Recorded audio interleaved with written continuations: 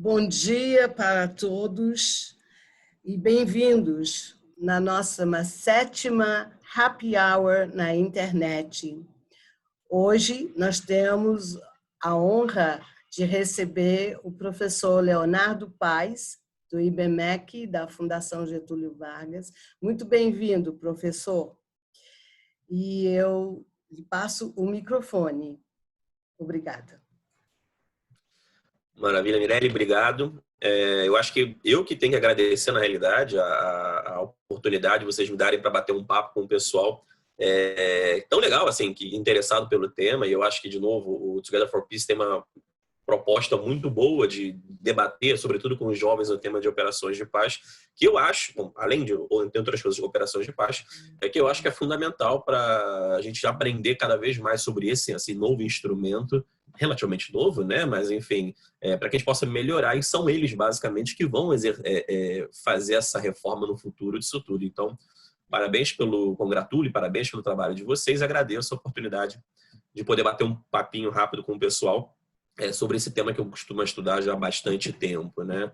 Eu tive uma experiência muito interessante no passado, lá para 2005, mais ou menos, 6, 7, por aí. Eu trabalhei com o pessoal do CIOPAZ, que hoje é a Secopab, que é o Centro de Operações de Paz do Brasil, que é o centro do Brasil, que era do Exército, agora são das Forças Armadas, que treinam os peacekeepers brasileiros, né? E acho que desde lá eu me interessei muito pelo tema e venho estudando, já lecionei, alguns aqui já assistiram uma aula minha sobre operações de paz. Então, agradeço bastante o convite, agradeço os meus queridos alunos, que eu vejo alguns que vieram prestigiar esse bate-papo aqui. E a Maria Rita, que fez o convite inicial para mim. Obrigado, querida.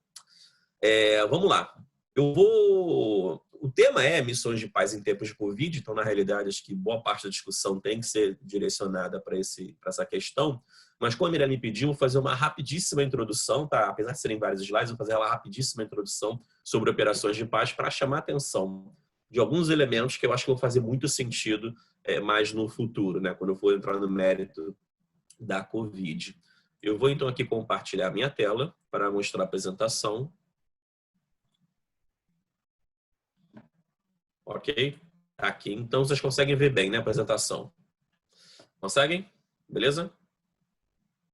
Maravilha. Vamos lá. Então, eu acho que uma coisa que eu quero passar muito rápido, tá? Quer dizer, isso é mais conteúdo de aula mesmo, mas é passar muito rápido. É que operações de paz surgem num contexto em que o mundo mais ou menos pensa como lidar diferente com a questão da segurança, né? E segurança coletiva é o elemento fundamental dessa coisa toda. Operações de, se a gente parar para pensar no mundo antes do século XX, basicamente, quando pensa em segurança nacional, você basicamente tem um tipo de ator, que são os países. Quer dizer, os países vão se organizando entre eles, alianças, grupos de apoio, balança de poder, aquela coisa toda que o pessoal, sobretudo de RI, já viu. Só que com o século XX, com algumas inovações, que eu chamo de inovações institucionais, como, por exemplo, vai ser a Liga das Nações, surge uma figura, né? Surge um instrumento, melhor dizendo, que são as operações de paz. Esse negócio eu acho que é importante para pontuar o seguinte: se no mundo, toda a história da humanidade, até basicamente século XX, a gente só tinha um tipo de ator, quando pensava em segurança internacional, que eram os países, a partir de agora a comunidade internacional passa a ser um ator também, né? Não só a comunidade internacional como um todo, via ONU, como organizações internacionais. Elas passam a ser atores que participam das várias questões internacionais relacionadas à segurança e defesa. Então, segurança coletiva é esse novo paradigma, né, que vai determinar o seguinte: se antigamente era meio que cada um por si, a partir de agora, na realidade, todo mundo junto, dentro de uma mesma lógica, de uma mesma arquitetura de regras, vai passar a trabalhar junto. Isso é fundamental para entender como operações de paz passam a funcionar nesse momento. Tá?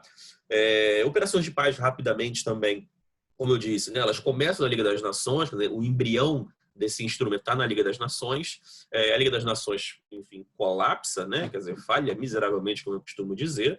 E a ONU, quando ela ressurge, né? Quer dizer, a partir da experiência da Liga das Nações, ela também pega ela também pega o exemplo desse instrumento e utiliza aquele instrumento e o melhora, né? Vai para frente com esse instrumento, melhorando a forma como ele funciona. Eu coloquei aqui alguns documentos, eu não vou entrar neles, né? Mas para quem gosta de operações de paz, quem quer entender melhor, tem que dar uma lidinha nesses documentos, como a doutrina Capstone, na Agenda para a Paz, o relatório Brahim e o relatório New Horizon, que são relatórios fundamentais que vão meio que modificando as operações de paz, identificando as operações de paz nos últimos 70 anos, basicamente. Tá? Eu acho que esse é o primeiro ponto importante de discutir, são as gerações de operações de paz. Tá? Operações de paz, do ponto de vista prático, como a boa parte da literatura coloca, você tem 2 gerações. Outros autores, como eu vou pontuar mais na frente, trabalham com outras gerações. Vamos tentar dizer que operações de paz se dividem em 5 gerações, 3 gerações e uma quarta está surgindo. Aí vai variar um pouco de autor para autor, mas do ponto de vista prático, né, o consenso geral é que existem pelo menos 2 grandes momentos. Um primeiro momento, que é a primeira geração, que é o que eu coloquei aqui para vocês na apresentação, que são operações de paz de primeira geração, tradicionais ou simples. Aí tem gente que vai usar as 2 nomenclaturas.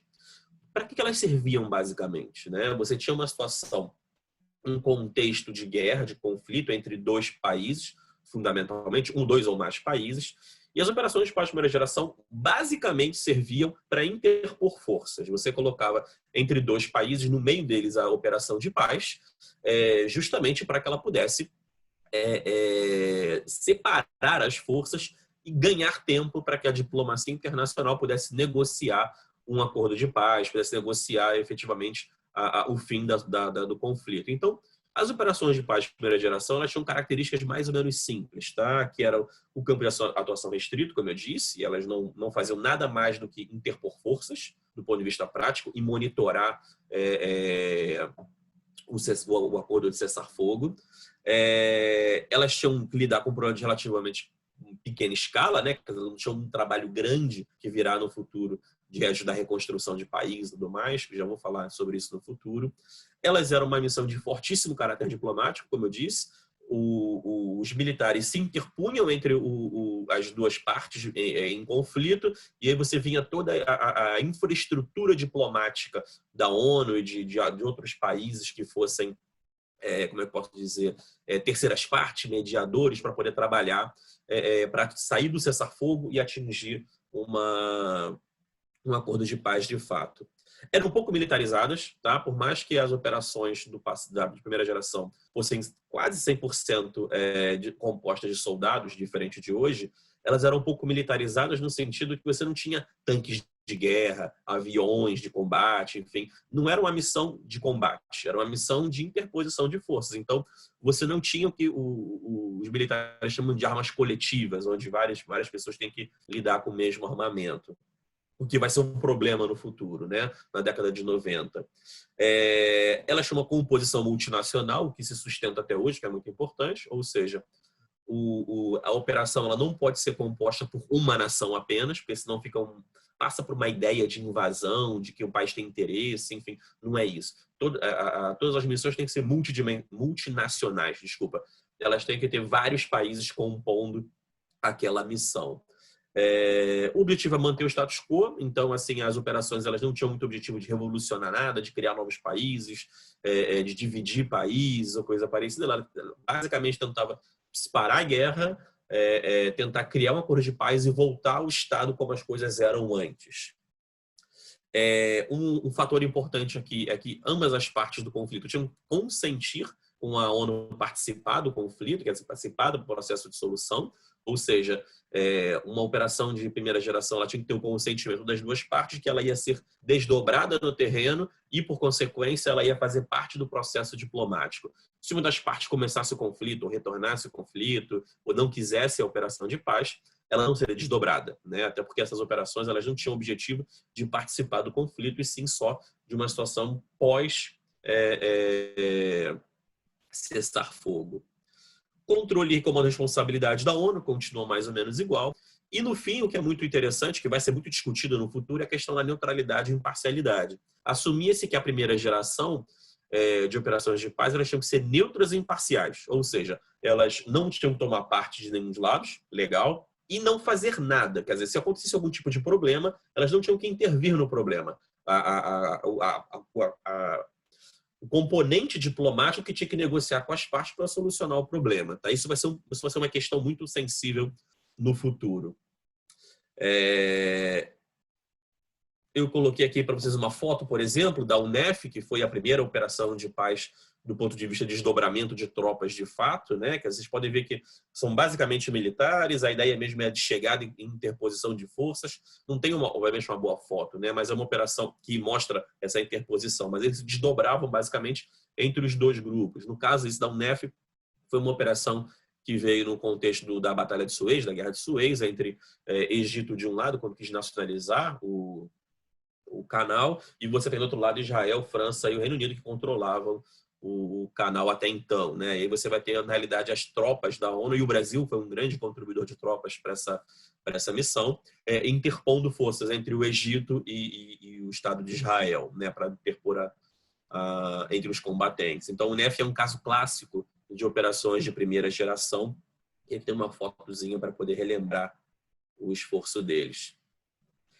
A segunda geração, ela surge num contexto muito complexo, que é final dos anos 80 e início dos anos 90, quer dizer, você tem pelo menos 3 grandes crises na década de 90 que mostram a fragilidade dessa característica geral das operações de paz, que são Somália, Bósnia e Ruanda, né? São 3 grandes tragédias humanitárias que acontecem no finalzinho do século XX, e que vão acelerar o processo de reforma das operações de paz, dizendo o seguinte: olha, não dá mais para a nossa operação de paz ser simples, né? Quer dizer, ser formato tradicional. Elas precisam ser agora multidimensionais, atuar em várias frentes, lidar de maneira geral com os problemas do conflito, né? Quer dizer, ficar mais tempo para além do processo de paz, para que a gente possa tentar lidar com as raízes que geraram o conflito no primeiro momento.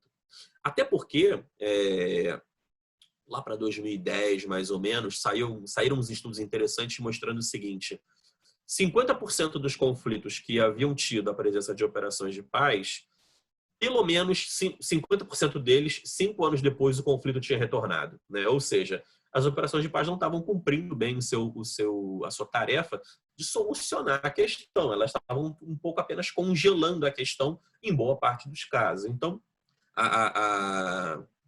nos anos 2000, na realidade, desculpa, né? Não 2010, anos 2000. Então, o argumento que se colocava na época era: a gente precisa melhorar as nossas operações para que elas consigam não só congelar um conflito, mas efetivamente ter uma solução mais a longo prazo. Então, as operações aqui, como eu coloquei nessa lâmina, de segunda geração, elas têm um objetivo multidimensional, ou seja, não é só um elemento militar de interposição de forças, mas sim um elemento humanitário, político, econômico, social, enfim.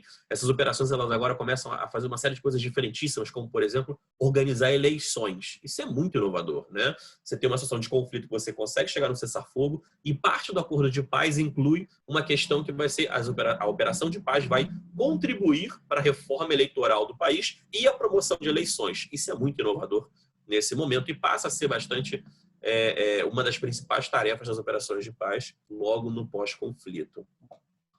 Agora, um elemento interessante também que surge, que é bem diferente, que é esse segundo ponto, né? Em que consentimento entre as partes não é mais necessário. Por que isso? Isso lida com os 2 próximos pontos, né? É possível que se possa...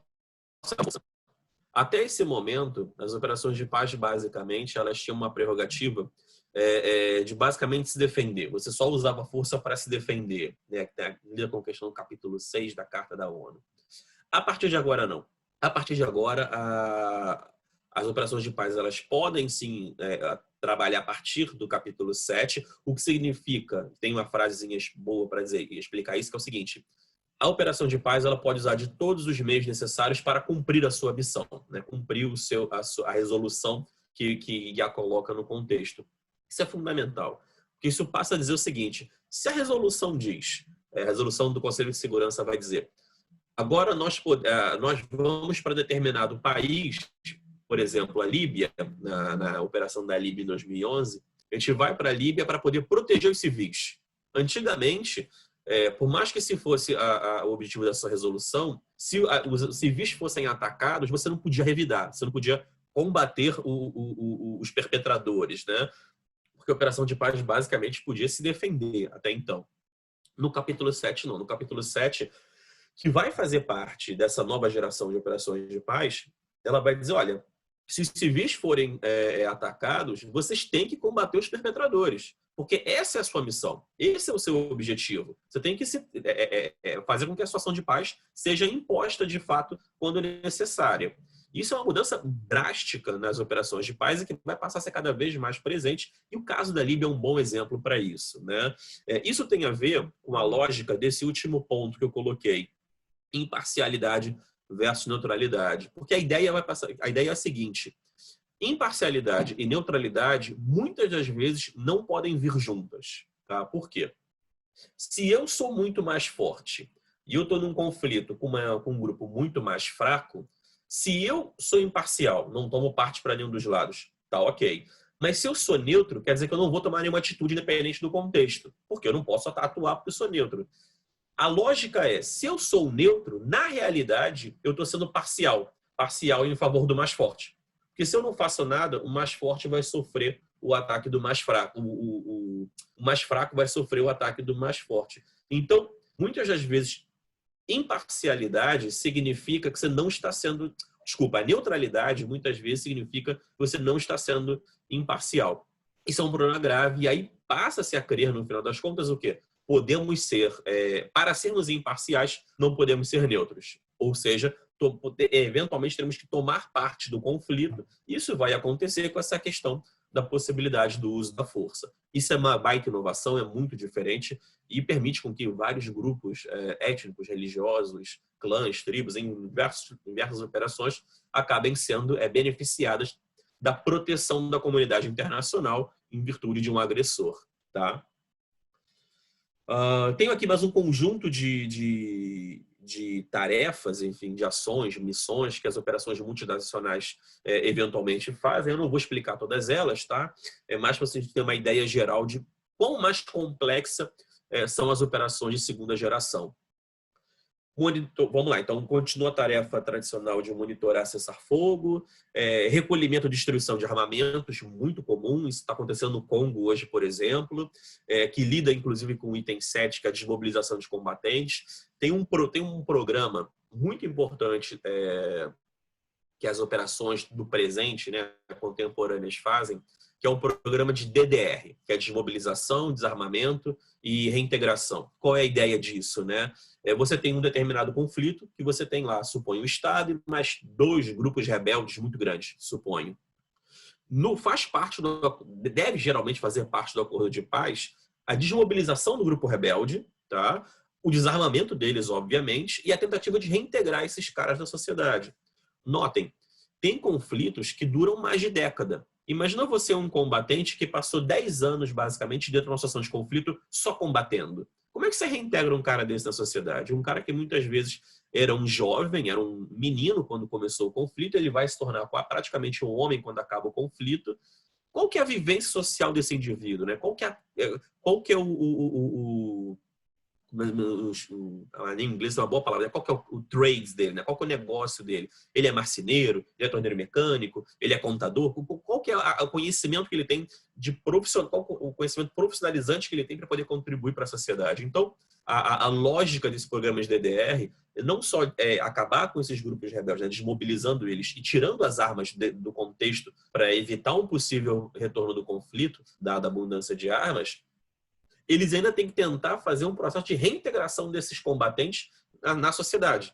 Porque a ideia de você colocar esses indivíduos como cidadãos com direitos produtivos dentro da sociedade diminui a possibilidade dele voltar a ser um combatente. Ele vai ter que ganhar a vida de uma maneira. Como combatente, ele ganhava a vida. Ele tem que ganhar a vida agora fazendo uma outra coisa. Então, os programas de DDR são fundamentais dentre os vários acordos de paz de hoje em dia.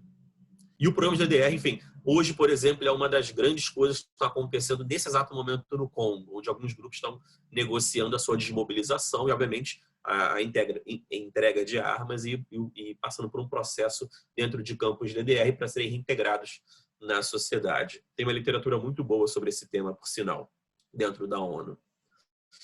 Eu estou no item 8 agora, tá?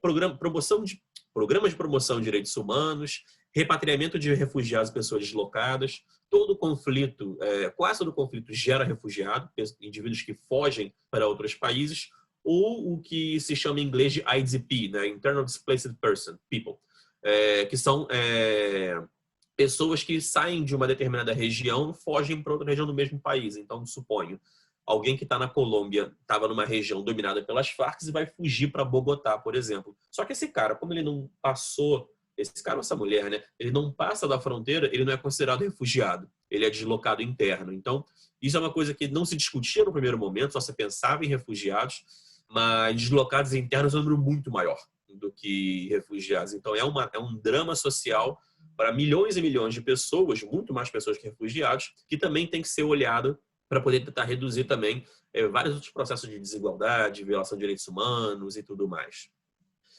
Organização e realização de eleições, como eu já falei, é um dos principais temas discutidos há bastante tempo. Auxílio e reconstrução da infraestrutura do país, isso também é muito importante, tá? Tem um TED Talk do Ashraf Ghani.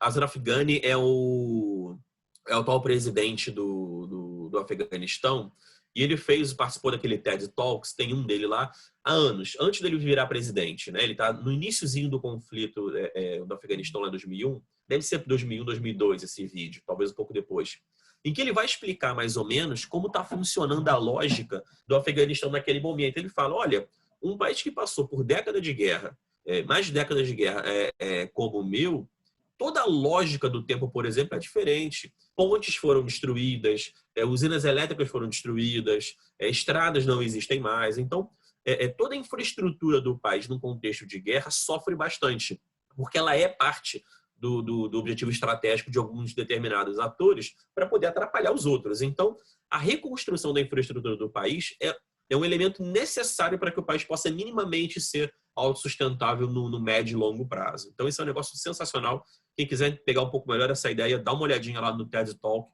do Ashraf Ghani, que é o atual presidente do Afeganistão.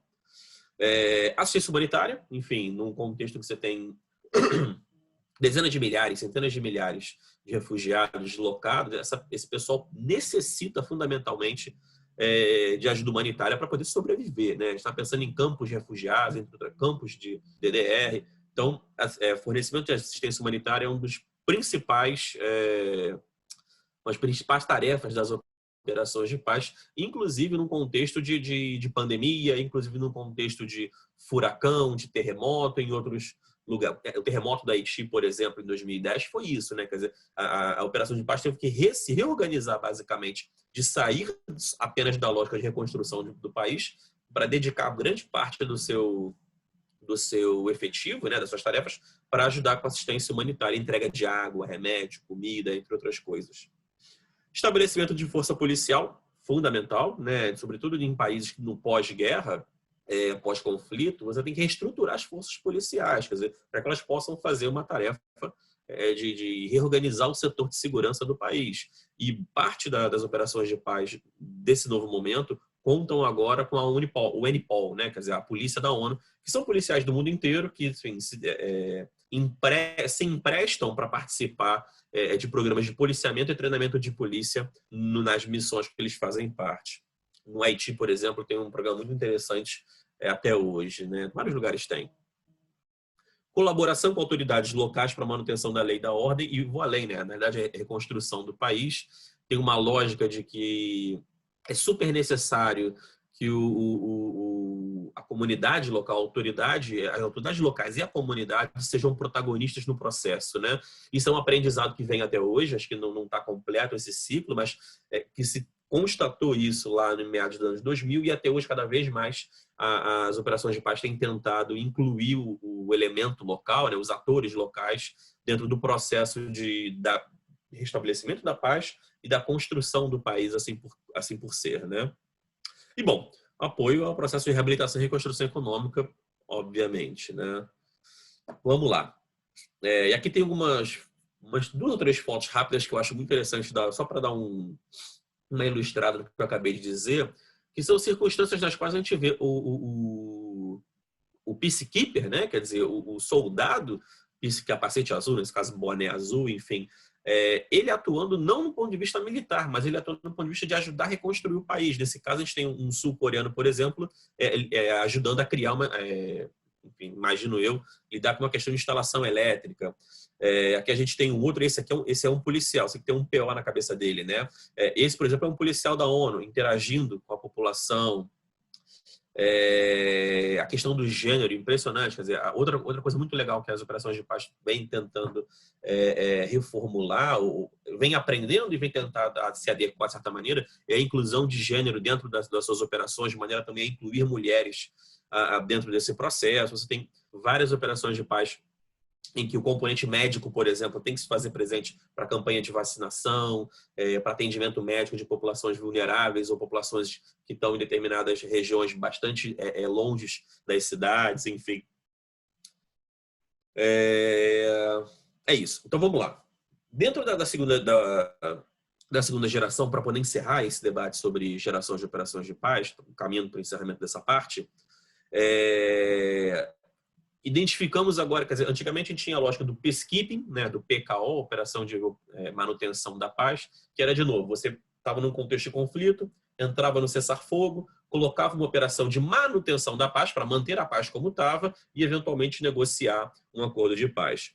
A segunda geração ela passa a melhorar as tarefas que as operações de paz podem ter, e você tem aqui um conjunto de 5 subdivisões, vamos chamar assim, né?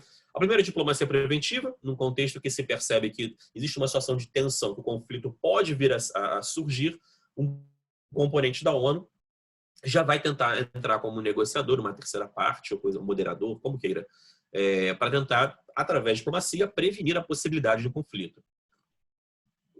Tá?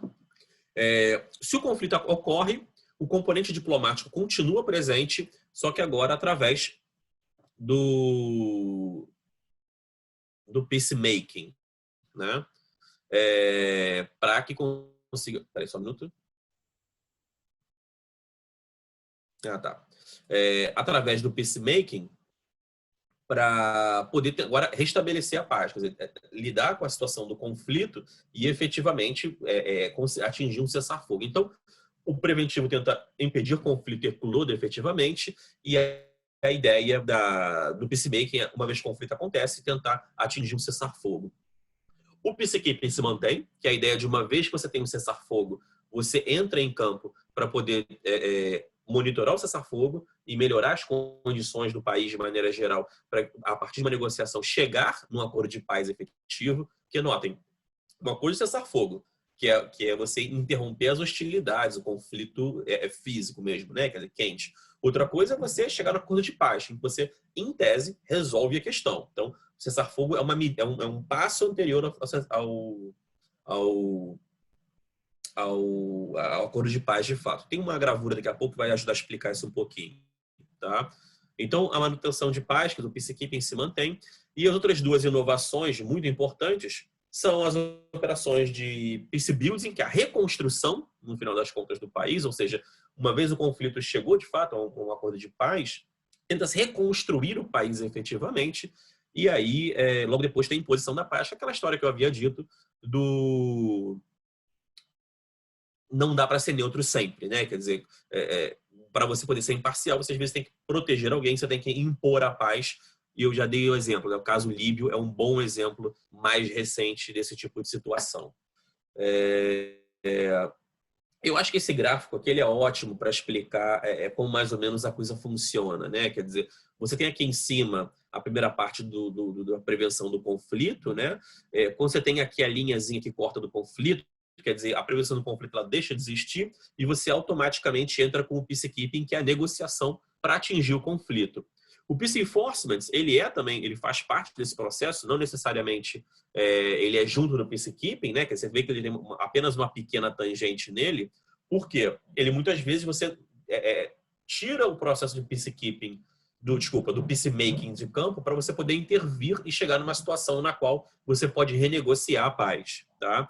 E aqui, com o cessar-fogo, quando as hostilidades acabam, é que começa o processo de peacekeeping, e o peacebuilding ele é maior, porque nem sempre o país inteiro está em conflito. Muitas vezes você tem bolsões do país em conflito acontecendo, em grupos rebeldes ainda lutando, ou seja, como queiram, e outras partes do país já está pacificado, já está resolvida a questão. Determinados grupos, determinados locais já começaram a depor armas, se mobilizar, então você pode começar o processo de peacebuilding, às vezes, antes de cessar fogo, dependendo da dimensão do contexto do conflito. Então, por isso que ele está um pouquinho para cima do cessar-fogo, mas o grosso a gente pode ver do peacebuilding, ele está para baixo do cessar-fogo, né? Quer dizer, é o pós-conflito de fato. Eu acho esse gráfico ótimo para tentar entender mais ou menos as fases das operações de paz. O Covid, tá? Vamos então entrar aqui no mérito do Covid. Eu acho que antes de entrar nesse slide rápido, antes de entrar nesse slide, eu queria fazer umas considerações mais rápidas, que são as seguintes. Lidar com situações epidêmicas, né? Lidar com questões de vírus, para as operações de paz, não é uma grande novidade, tá? Se a gente olha o contexto dos vários países que têm operações de paz neste momento, a gente já teve num passado muito recente ebola no Congo, ebola no noroeste da África, a gente teve a MERS, que é a síndrome respiratória do Oriente Médio, sarampo todo ano tem sarampo, febre amarela. Então, assim, lidar com uma situação de epidemia de doenças não é uma novidade para operações de paz, tá? Inclusive, ela tem um desafio grave que já aconteceu, e obviamente as operações de paz sempre vão aprendendo com o tempo. Eu me esqueço agora qual foi o ano exato, mas teve um caso famoso aqui no Haiti da epidemia de cólera. E descobriu-se que, no final das contas, a epidemia de cólera, o vetor que fez com que a cólera chegasse ali fossem soldados nepaleses que trouxeram cólera no Natal. Então, assim, não é uma novidade para eles esse contexto todo, e por isso, obviamente, eles não pararam as operações continuam nesse momento, só tiveram que elas se readequaram, por um lado, com esse conjunto de soluções e ações que eu já, através de uma pesquisazinha, já vi que eles estão fazendo nesse momento, mas vão colocar uns desafios no futuro que eu já vou mostrar na próxima lâmina para vocês, tá? Então, não é uma novidade lidar com vírus, com epidemias para as operações de paz. Obviamente, essa pandemia, da maneira que ela coloca uma série de desafios e impõe às operações de paz soluções muito específicas para esse contexto. Mas não é uma grande novidade para eles já lidam com esse negócio tem algum tempo.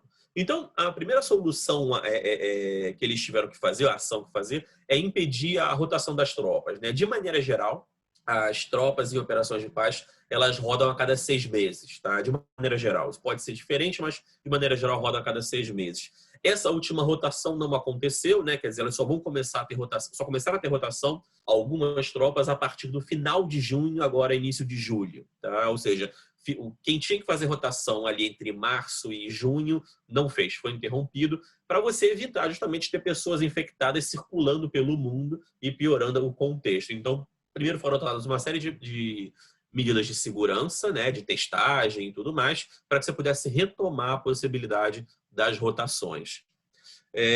Parece bobeira, mas é importante, né? Quer dizer, eles criaram toda uma estrutura para incluir uma cultura de lavagem de mão sistemática, ou seja, você começa a colocar pias em determinados locais que não tinham antes.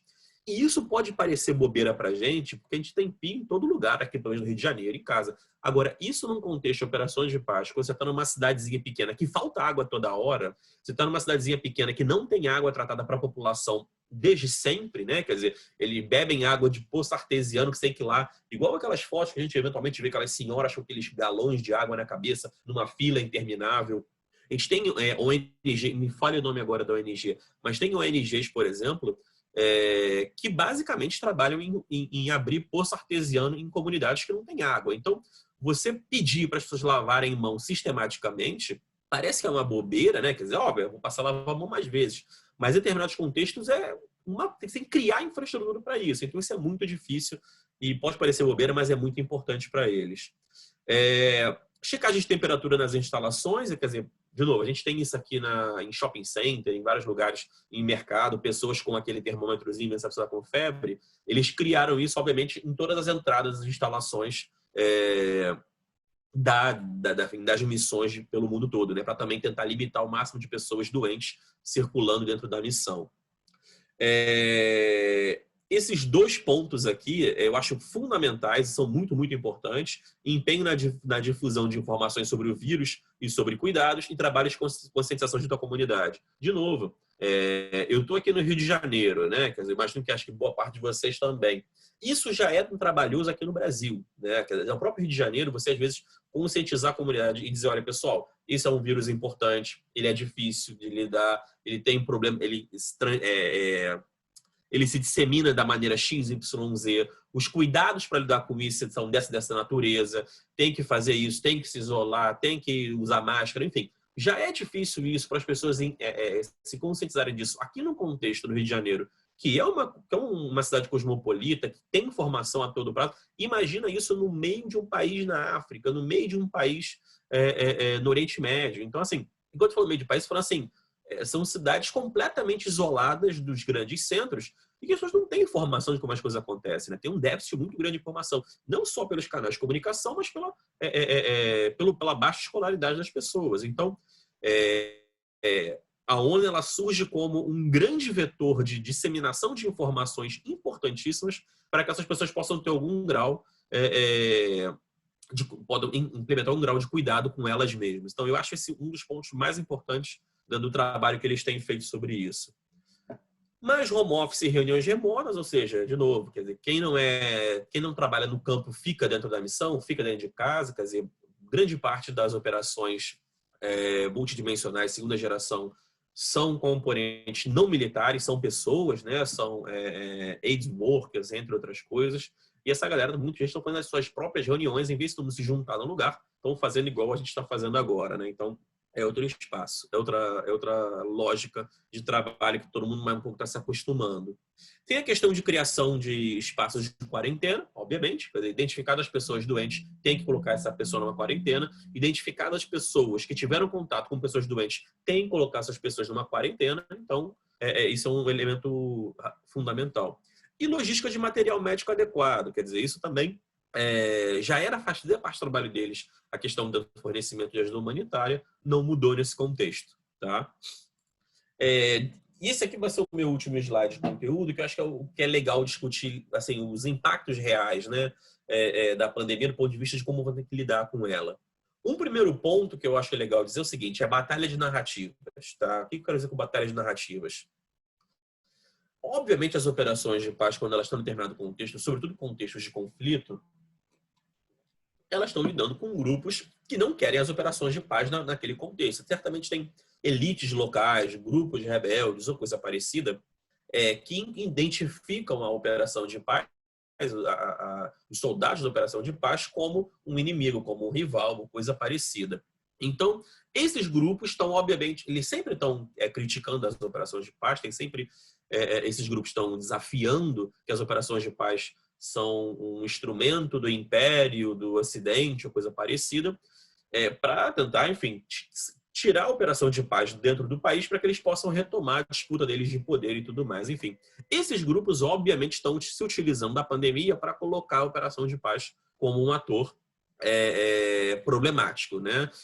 A gente já viu, por exemplo, que você tem elementos do Al-Shabaab lá na Somália acusando os peacekeepers de serem vetores da doença, como foram os nepaleses lá no Haiti, enfim. Então, você vai ter esses grupos tentando criar uma narrativa um pouco de nesse cenário, para além do cenário normal, no cenário de Covid, as operações de paz são mais um risco para a nossa comunidade, tá? É um pouco essa narrativa. E, obviamente, como eu coloquei anteriormente, por outro lado, você vai ter as operações de paz tentando trabalhar com a comunidade para divulgar informações, informações, enfim, mais atualizadas, informações adequadas do ponto de vista de cuidado e tudo mais. Então, tem uma batalha de narrativa entre grupos que veem as operações de paz como rivais e a própria operação de paz para mostrar que ela é um ator construtivo e não um ator, não parte do problema. Tá? 2, é óbvio, evitar ser um vetor de contaminação, não tem como, né? Quando você circula muita gente, as tropas circulam a cada 6 meses, mas o cara que trabalha no OCHA, o cara que trabalha no UNHCR, o cara que trabalha numa determinada ONG, esse pessoal roda o mundo todo o tempo todo. Então, realmente, essas pessoas podem ser um vetor de contaminação e a ONU tem, as missões têm políticas para lidar com isso. Isso tem que ser melhor, ou está sendo melhor, imagino, lidado para poder evitar essa possibilidade. Recessão global e diminuição de recursos, isso é pesado, né? Quer dizer, com a recessão global e boa parte dos países esse ano tiveram recessão e no ano que vem terão uma situação difícil econômica, isso vai fazer com que os países limitem as suas contribuições tanto para a ONU quanto para as operações de paz. Então, a gente está passando por um processo de operações de paz cada vez com menos dinheiro, né? Isso é bastante pesado, é muito difícil, porque são operações de paz que estão sempre com limitação orçamentária e, nesse contexto, vão ficar cada vez mais com problemas. Países em situação de fragilidade, quer dizer, países que recebem as operações de paz sempre são países em fragilidade. Não tem nenhum país que funciona maravilhosamente bem com uma operação de paz, né? Todos eles passaram por conflito, quase todos eles passaram por conflito e, por consequência, tem problemas graves já, políticos e econômicos. E a pandemia tende a piorar isso, porque com as políticas para lidar com a pandemia, você tem um problema de saúde, obviamente, né? Tem o vírus, você tem um problema econômico, como a gente está vendo aqui no Brasil, está vendo em outros lugares, países que passam por operações de paz também estão vivendo a situação de drama econômico. Sempre tem possíveis dificuldades políticas, né? Quer dizer, crises políticas, na medida que determinados grupos rivais vão colocar culpa no governo por não estar lidando bem com a pandemia, e as pessoas que estão sofrendo com a pandemia vão criticar o governo, enfim, não é difícil ver que vários problemas políticos vão acontecer no futuro próximo em função dessa dinâmica. Problema de abastecimento, né? A gente, por acaso, não teve aqui no Brasil, mas alguns países podem vir a ter problema de abastecimento na medida que você começa a limitar cada vez mais a circulação de pessoas, cada vez menos pessoas vão trabalhar, então você tem dificuldade de conseguir levar gêneros alimentícios e de outras naturezas para os mercados e para as feiras. Então, abastecimento pode ser um problema grave também que esteja começando a acontecer nos países mais afetados, entre outros, né? E, por último, que eu acho que é um elemento interessante, que eu acho que tem sido pouco falado, é que existe, de certa maneira, uma disputa. Existe hoje uma disputa entre China e Estados Unidos, especificamente no contexto da pandemia, na medida que os Estados Unidos têm acusado, por exemplo, a China de ser, no mínimo, como é que posso dizer, não transparente com a situação do vírus e, no máximo, a responsável pelo vírus, né? Criando em laboratório, coisa que como seja.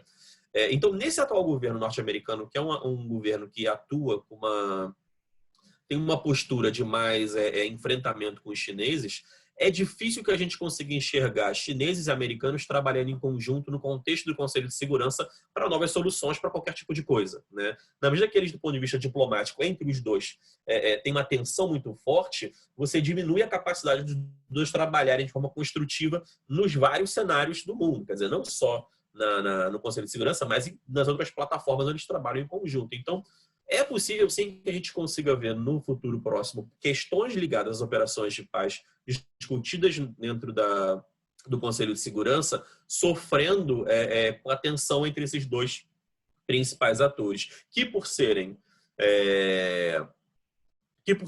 como é que eu posso dizer, membros permanentes com direito a veto, eles podem vetar uma iniciativa do outro. Então, a disputa política entre eles pode respingar dentro do Conselho de Segurança, como aconteceu com a União Soviética lá na durante a Guerra Fria. E, por fim, reforma, né? Quer dizer, esse contexto ele dá a chance para a gente pensar em mais reformas para as operações de paz.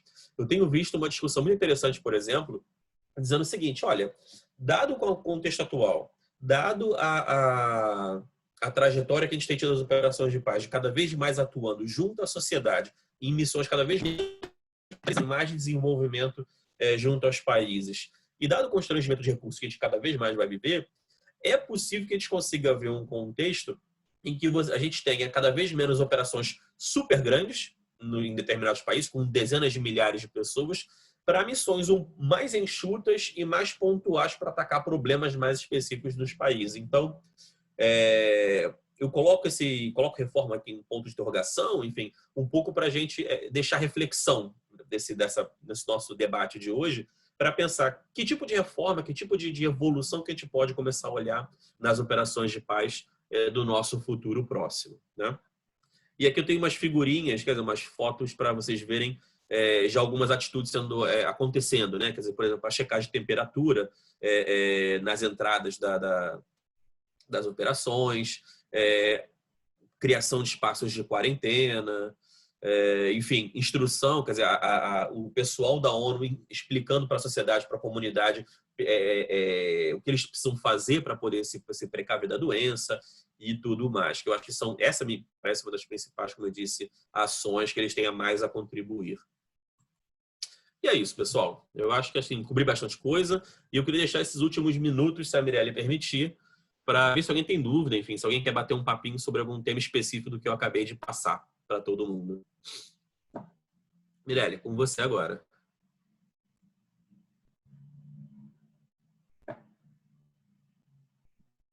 Mirelle, você está muda, Mirelle. Desculpe, maravilhoso, professor. Eu adorei a sua fala, meu Deus. O senhor sabe, eu nasci no Egito. Eu fui refugiada, porque saímos de lá em 57 por causa da Guerra de Suez. E por ser de fé judaica, seria aconselhável realmente sair. E aí minha família, né, meus pais, meus irmãos, minha avó, viemos para o Brasil. E eu tenho uma gratidão gigante pelo Brasil. Eu tenho um amor muito especial por vocês. E uma outra coisa que eu queria mencionar, a Together for Peace tem um troféu. Nosso primeiro troféu leva o nome Sérgio Vieira de Mello. Fizemos uma homenagem a ele e a primeira pessoa que recebeu o primeiro troféu foi a mãe do Sérgio, das mãos do Giancarlo Suma, na época diretor das Nações Unidas, em 2009. E para nós é uma honra poder manter o nome dele como símbolo de alguém que acreditava também na paz, né? Ele estava no Timor-Leste e foi para o Iraque, onde infelizmente veio a falecer no ataque, né, nas Nações Unidas. Eu gostaria sim me parece que tem algumas perguntas. Eu gostaria de passar o microfone, Lívia. Você pode fazer, por favor, a primeira pergunta, se o professor nos permite. Oi. Obrigada, professor, pela fala, foi super interessante. E a gente aí vieram umas perguntas, a gente também fez umas perguntas aqui. E a primeira pergunta é: sabemos que as missões de paz não têm exército próprio, com comandantes e tropas sendo provenientes de Estados-membros. Além disso, a conta das operações de paz são altas e depende unicamente das contribuições dos Estados. Como os Estados-membros enxergam a manutenção das operações de paz no contexto da pandemia? É possível que aconteça um efeito de debandada, uma vez que os países podem ter a preocupação, em primeiro lugar, de proteger seus homens e, assim, exigir a retirada das tropas?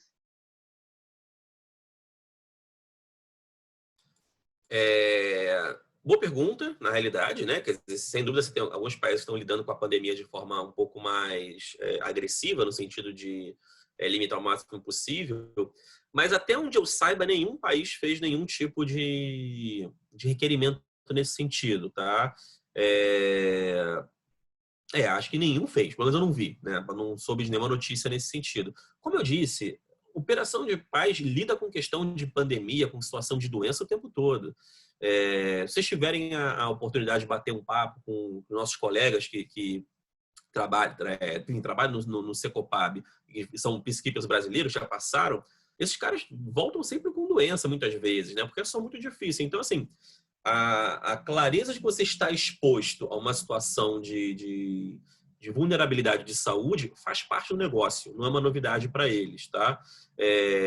Então, isso não é uma grande novidade. É óbvio que a pandemia, enfim, tem sido bastante divulgada, é mais complexa e tal, mas não vi ninguém com essa preocupação. Eu acho que também a ONU correu muito fortemente, muito rapidamente e fortemente para poder identificar todo aquele conjunto de coisas que eu coloquei no quadro, né, na lâmina, para poder lidar, enfim, limitar cada vez mais a disseminação da doença. Então, respondendo a pergunta diretamente, eu não vi ninguém fazendo isso, eu acho que não corre risco de debanda nem nada.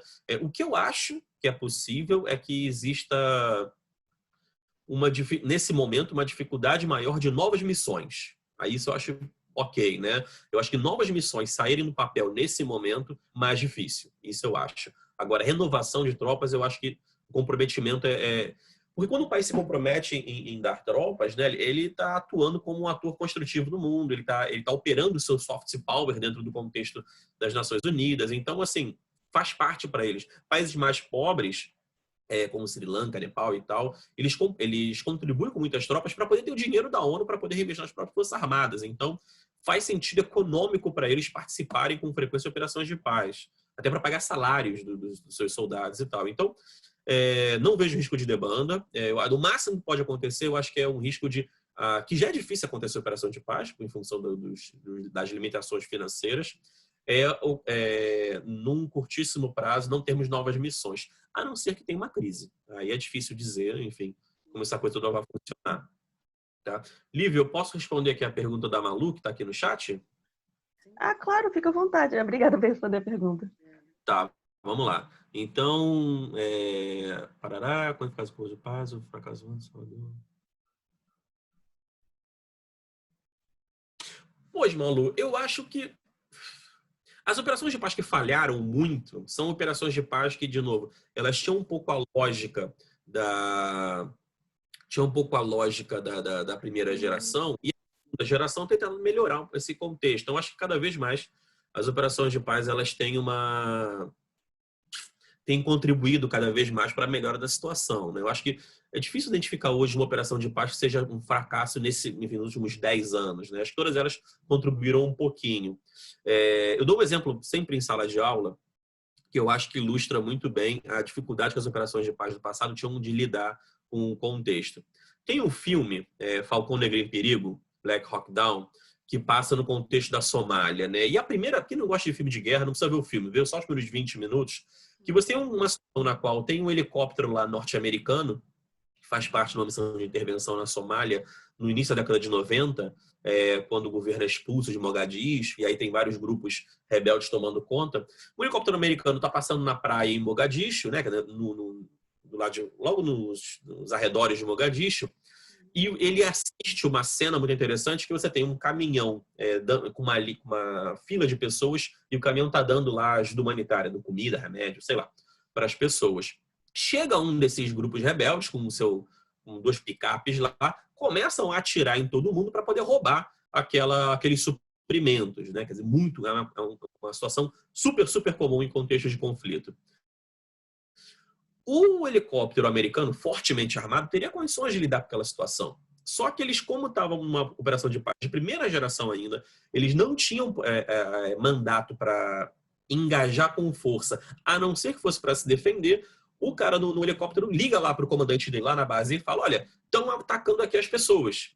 Permissão para poder engajar lá os agressores. E o comandante fala: olha, atacaram vocês? Eles não atacaram antes do helicóptero, então não faz nada. E aí o cara do helicóptero falava: pelo amor de Deus, estão matando as pessoas, deixa a gente fazer alguma coisa.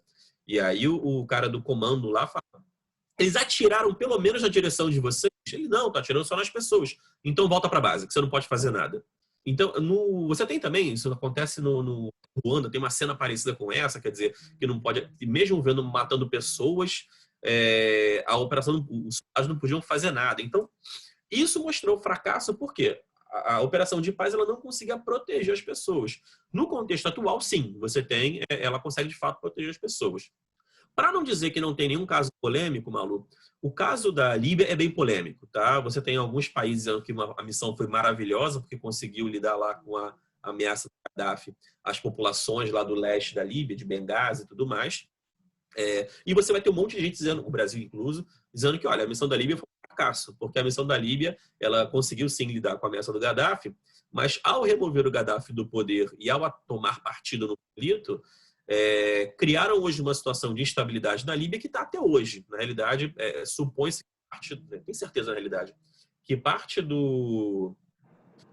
daquela crise de refugiados que a Europa passou há uns anos atrás foi porque o norte da Líbia não tem um país tomando conta, né, basicamente. É um território com vários grupos brigando entre si. Então, o norte não patrulhado fez com que vários coiotes, né, como eles chamam o pessoal que atravessa os latinos para os Estados Unidos, enfim, coiotes africanos, forem levando pessoas enfim, para o sul da Itália, para a Grécia, para outros países do norte do Mediterrâneo. Então, a Líbia é um caso polêmico, mas do ponto de vista de reconstrução, de nation building, de peace building, eu acho que é difícil identificar uma missão que esteja só prejudicando, né? Quer dizer, que só dá problema. Eu acho que elas conseguem ajudar um pouquinho cada uma da melhor maneira possível, que é muito difícil, né? Você reconstruir um país pós-guerra. Eu acho uma tarefa bem hercúlea. Temos a Maria Rita, que tem uma pergunta, e depois temos o Gregory também, que tem uma pergunta, professor. Pode fazer, Maria Rita. Primeiro, obrigada por ter aceito o convite e pela fala, achei bem interessante. Eu queria que você falasse um pouco sobre o papel do Brasil nesse contexto e a atuação brasileira na manutenção da paz e nas missões de paz da ONU. A gente sabe que teve uma importante atuação no Haiti e agora eu queria falar um pouco sobre isso. Obrigada. Tá.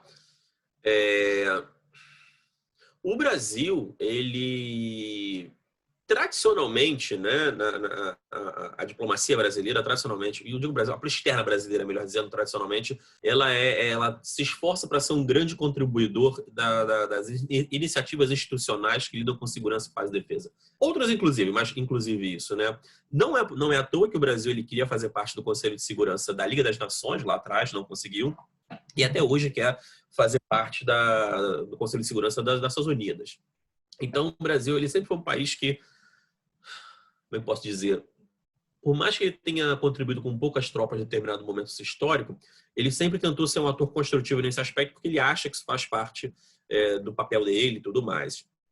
O Brasil contribuiu com muita tropa no início, na UNEF, né? Durante 10 anos eles contribuíram com tropas. Depois vão contribuir com tropas mais pesado, né? Com contingente, com contribuição coletiva, que a gente chama, em Moçambique, no Timor, enfim. Depois vem, em outros casos, né? Mas são os maiores. Depois vem o Haiti, que aí sim o Brasil dá um salto gigante, se torna um dos top 15, sei lá, agora não lembro exatamente o número, mas top 15 países que mais contribuem com tropas. No caso do Haiti, especificamente, e no que vem logo em seguida, como o Líbano, que a gente tem a gente comanda a missão naval no Líbano, enfim, isso fazia parte pelo menos, né? Acho que dos últimos governos, desde o governo Dilma até agora, isso está meio perdido, né? Acho que o país inteiro está perdido em vários aspectos e em política externa não deixou de ser muito diferente, mas você tinha uma postura, sobretudo no governo do Lula, um pouco do Fernando Henrique, mas o Lula certamente levou um patamar diferente, na minha opinião, de criar capital de soft power, né? Quer dizer, mostrar que ele é um ator construtivo nas relações internacionais para ajudar a lidar com os conflitos, né? Quer dizer, fazia parte da estratégia do governo Lula se mostrar um país atuante o máximo possível, inclusive para poder capitalizar e dizer, olha, eu sou um excelente candidato para o Conselho de Segurança, porque, olha só, eu estou contribuindo aqui com a missão da ONU no Haiti, sou líder do componente militar, estou lá no Líbano, sou líder do componente naval. Então, assim, essa presença do Brasil, ela sempre foi constante, né? Quer dizer, o Brasil ele é um super contribuidor de soldados para operações individuais, que são operações de monitoração, né, do conflito. A gente manda soldado para tudo quanto é lugar do mundo, né? O Sudão, por exemplo, Sudão ou Nigéria, um dos dois, agora não me recordo bem. O Brasil era um dos grandes fornecedores de missões individuais para esse país. Acho que é Sudão, enfim. E coletivos, a gente teve lá o NEF muito grande, teve um ou outro, como eu disse, Moçambique e Timor, e agora com Haiti. E isso foi tão interessante para o Brasil, né? O Brasil ele investiu tanto a camisa de querer fazer parte desse processo que se criou, em 2004, o Ciopaz e depois se cria o Secopab. Quer dizer, uma estrutura de fato voltada apenas para preparar os soldados do Brasil que vão para fora, né? Então você tem hoje, por exemplo, o Secopab fazendo uma série de palestras sobre lidar com o Covid e tal. Então, assim, eles são uma estrutura de excelência nas Forças Armadas do Brasil, onde eles atuam. Então, assim, a perspectiva, inclusive, de que o Brasil vai recuar fortemente é pequena, eu acho, dessa tarefa, porque ele já tem uma estrutura institucional de alto nível, de reconhecida excelência, que está contribuindo nesse setor. Então, eu acho que faz parte para finalizar e fechar a pergunta, faz parte do componente de política externa do Brasil ser atuante em diversos segmentos. Até muito pouco tempo atrás, o Brasil fazia parte da estratégia brasileira ser atuante no segmento de meio ambiente e sustentabilidade. Isso muda um pouco no presente, mas não sei se vai mudar ou não, se essa mudança é episódica. Mas de operações de paz continua, né? Quer dizer, faz parte do componente da política externa o Brasil ser atuante para poder capitalizar, enfim, em soft power nessa linha. Ok? Tá ótimo. Obrigada, professor. Maravilha, querida. Gregory. Oi, professor. Boa tarde. Tá me ouvindo bem? Perfeito. É mais uma curiosidade minha, pegando o contexto da pandemia e fazendo uma análise a médio prazo. Como você acha que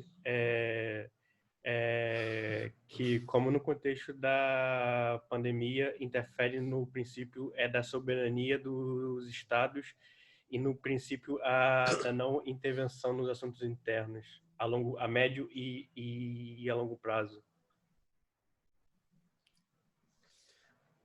Eu acho que não muito. Eu acho que não tem uma mudança clara nesse sentido. Eu não consigo perceber nesse momento, porque, de novo, as operações elas estão acostumadas a lidar com desafios de desenvolvimento nos países, né? Quer dizer, de fato, uma das funções, hoje em dia, cada vez mais, as funções das operações de paz são para lidar com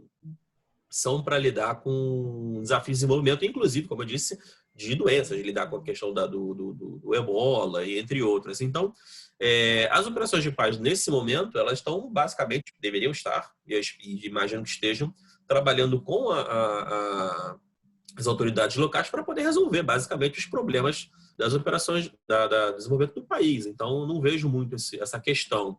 E, de novo, isso é uma coisa que eu falei antes, eu acho que é bom botar isso, reforçar essa ideia. Parte do aprendizado, isso vai um pouco a pergunta da Malu, mais uma vez, né? Parte do aprendizado das operações de paz das últimas décadas é de cada vez mais incluir os atores locais dentro do processo.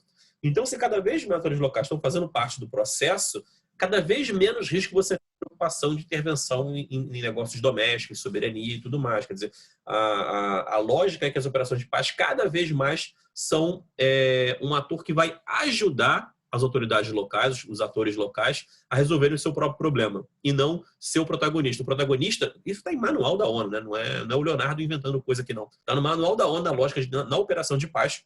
As ações de desenvolvimento devem ter como as autoridades locais como protagonistas. Então, eu não vejo, principalmente a médio prazo, essa questão como sendo um grande problema.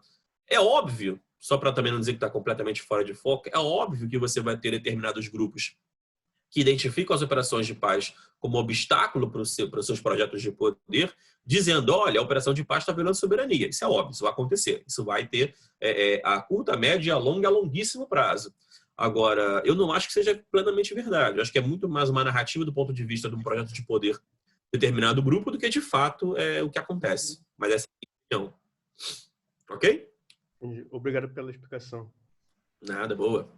Professor, nosso horário já chegou ao fim, mas eu gostaria de lhe passar as suas últimas considerações e agradecer de novo a sua presença com sua fala fantástica. Muito, muito obrigada em nome de todos da Together for Peace e dos alunos do IBMEC. Obrigada. Eu acho que, assim, de novo, uma palavra final, eu acho que de novo, quem se interessa pelo tema e quem gostaria de ajudar ou qualquer coisa parecida, né? Quer dizer, foca na minha reflexão final, né? Quer dizer, como de repente as operações de paz que vêm passando por uma transição há décadas, né? Quer dizer, e chegar nesse momento no contexto que está, como que a pandemia pode ajudar a acelerar essa transformação por um determinado ângulo.